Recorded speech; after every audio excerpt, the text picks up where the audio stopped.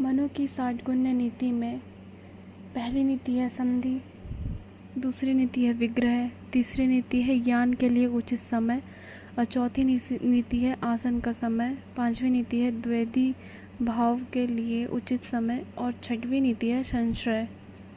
इसको डिटेल में जानते हैं।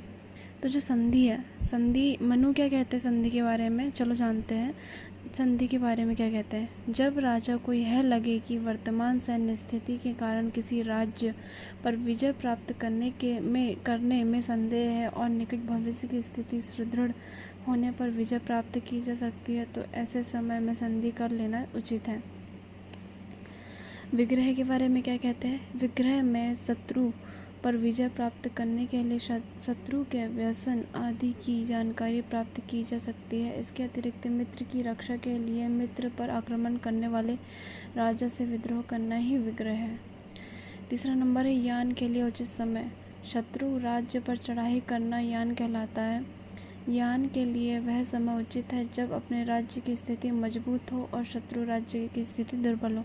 आसन का समय अपनी सैन्य शक्ति दुर्बल होने या राजकोष के खाली होने और शत्रु के समर्थ होने पर शत्रु को शांत करते हुए स्वयं भी शांत रहना आसन है।